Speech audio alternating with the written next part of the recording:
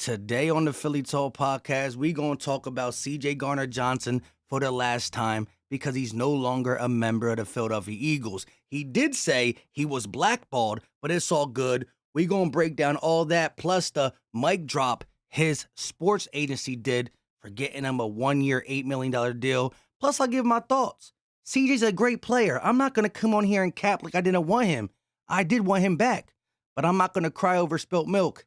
Lastly, Kevin Byard as an option for safety. We need some safeties in Philly.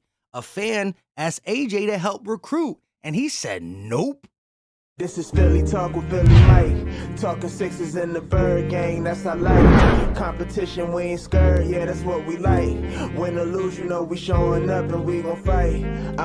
You see we strive for the sky every day that go by. And every single week we screaming fly, Eagles fly. This is Philly Talk with Philly Mike, yeah. This is Philly Talk with Philly Mike, yeah. What is going on, everybody? I go by Philly Mike, and this is the Philly Talk podcast, and today we got a bunch to get into, but before we do that, Eagle Nation, help your boy out and hit that like button. Y'all been killing it. Subscribe and ding the bell. We need notification gang with everything I'm going through. The likes button been helping. Shout out to y'all. Appreciate the love and support.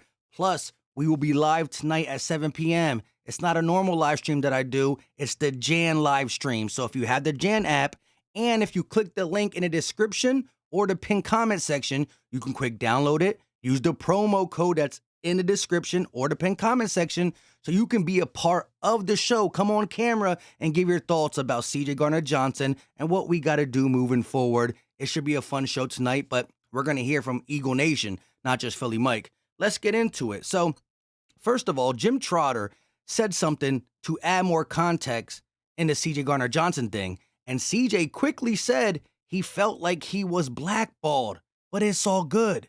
CJ Garner Johnson only left it up for about a minute because he's had a tendency to tweet, "I feel disrespected. Take it down." Now he tweeted he was blackballed, but it's all good. But then he took it down. But let's get into some of the things that were said, right? So Eagle Nation said, after CJ initially declined the Eagles' 3-year, $24 million deal to test the market, the Eagles were given a chance to match the Lions' 1-year, $8 million deal, and they declined to do so. So Jim Trotter said they offered a multi-year deal, 3 years, 24 mil.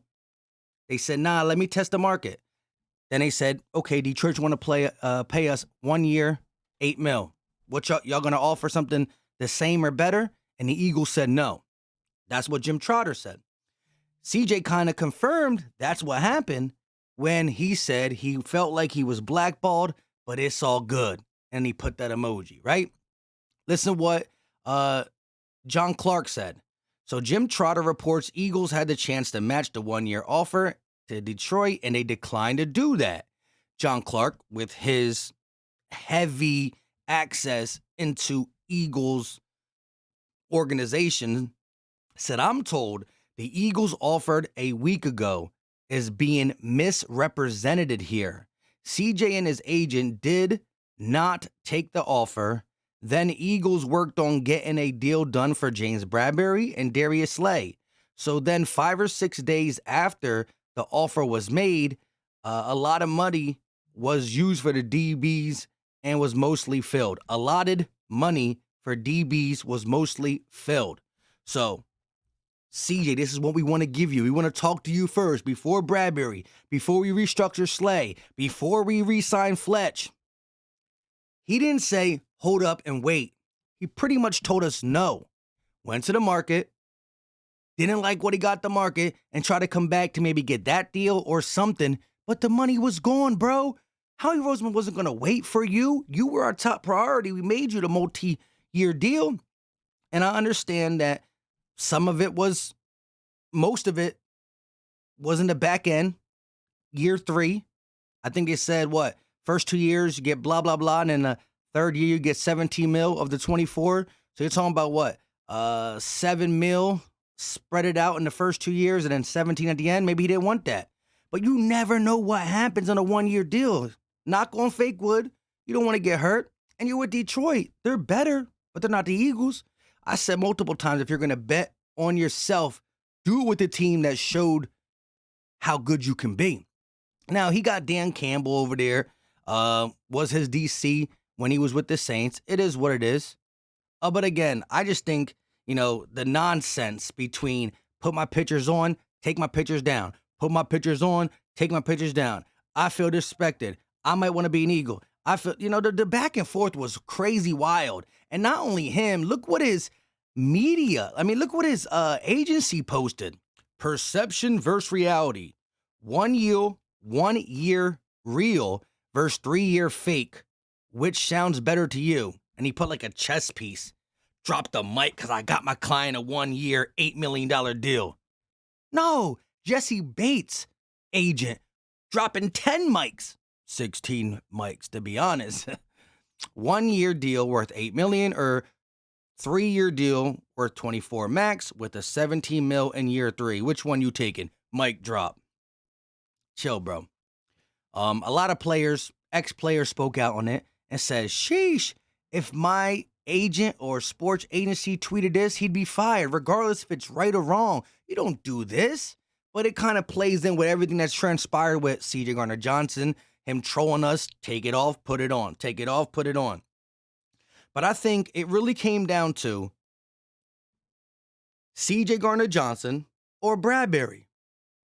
I think when Slay got restructured after Bradbury, it really made CJ feel disrespected. And he can feel however he wants. And if this is the best deal for him and his family, cool. I'm never going to knock anybody's decision, their pockets, nothing like that. I'm just saying, as an Eagle fan, you played with my emotions, and then he just dipped. It is what it is. I'm going to say this. He's 25, 26 years old, a very versatile safety. We're going to miss him. He's going to be a loss. But I do believe it's easier to replace safety than it is to replace corner. With the rules and the way these wide receivers can get open and the quarterbacks, a DB, a cornerback that is playing inside the top 10, top 5 is more valuable than a top 5 safety. A top 5 corner, top 5 safety, the corner's more valuable because they do more coverage. You can hide a safety's deficiencies more than you can hide a corner's. Because as much as you want to play zone, you will have to play man. When you play man, that safety still might be dropping back in zone. You will have to play your corners in man eventually. It is what it is. When you blitz your safeties or play them in a box, now there's more responsibility on the corner. A corner's job is harder than safety. Now that we got 2 corners for 3 years, Avonte Maddox under contract. Greedy Williams as a depth piece. Maybe corner at number 10 is really out, which I'm sad about because I thought we can get a stud for the long term. But now we're looking at safety. Now we're still looking at D-tackle. And if Jalen Carter falls at 10, you got to take him. We'll talk about the weight issues. I'm concerned a little bit. We'll talk about that. But we'll worry about linebacker too soon because we have to talk about linebacker now. The CJ Garner Johnson contract was kind of stopping me from saying, let's go get this guy and this guy and this guy because I wanted to know about him. Luckily, I'm doing this video almost 18 hours later. Because if I was up last night, I'd have been more upset because I felt like it was low-key just dipped on us. Like the way it was done was kind of like, dang, bro, just do what you got to do, but don't make it seem so childish, so y'all were mean to me, I'm gonna be mean. Like it was just not my style of leaving. Javon dipped. Anyone with a team that I don't like, but he did it about his business. Apps is about his business. Everybody who left was about their business. I felt like he was playing games. And his agency, mic drop, Let's look at what A.J. Brown said as it pertains to a guy, shout out to Cody, right? Cody said, yo, 1K always open. Are you recruiting at Kevin Byard to Philly yet? Mind you, Kevin is a Philly native. A Philly native. I should have brought the picture up. But one of the last times he played the Dallas Cowboys, he got an interception and he went in the middle of the star. He walked up to the middle of the star and put his hands out like this. Let's go. I love that attitude towards the Dallas Cowboys. But this is what he said. I'm not. I play wide receiver, and that's above my pay grade. Both of them guys are my partner, my companion, my friend. Too wishy-washy for me. And AJ did say last night, y'all switch up too much. Because, there was a portion of the fan base on Twitter saying, CJ, you a bum for not really calling him a bad player. They were upset with him for not choosing Philly. And in the moment, okay, it is. Yes, Philly fans go a little overboard. I never said that. When I woke up this morning, I said, sheesh, crazy news to wake up to. Congrats. Didn't call him a bum. Not going to call him bum today. But in the moment, some people do that, especially some Philly fans. But now he's saying it's wishy-washy because, listen, if he got to do what's best for his family. I understand that. But you can have a friend that just left and still try to bring a new friend in. So I think like AJ kind of low-key was like, dang, the Philly fans are like that.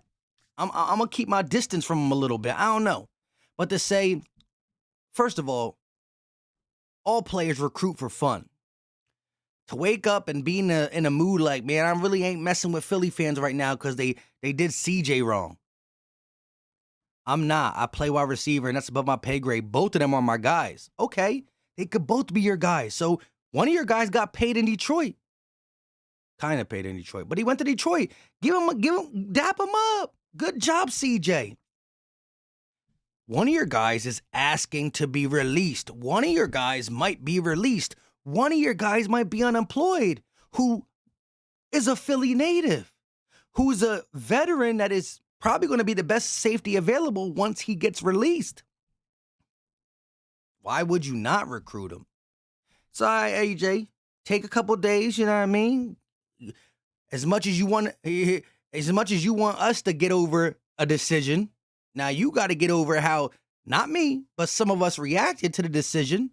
Because of and mind you, AJ, he was playing these games, eeny, meeny, miny, mo, catch your tiger by the toe. But for you to say you're not going to even, hey, yo, he's your homie. He don't got a job. Your other homie got a job. Worry about the homie who needs a job. You know what I'm saying? Let me know your thoughts in the comment section, Eagle Nation. I love hearing from y'all. Hit that like button. Y'all been killing it. The like button goes a long way. YouTube's not pushing me out. I literally get like 1.92% of new viewers. It's because they, I can't wait for April 8th. Oh, last but not least, Zach Pascal did sign a 2-year deal with the Arizona Cardinals.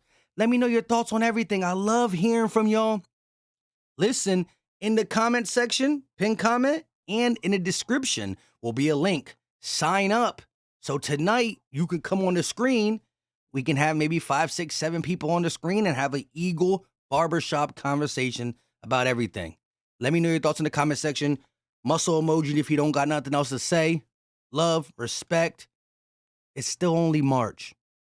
Don't panic, Eagle Nation. We lost a great player, but don't panic, Eagle Nation. We out.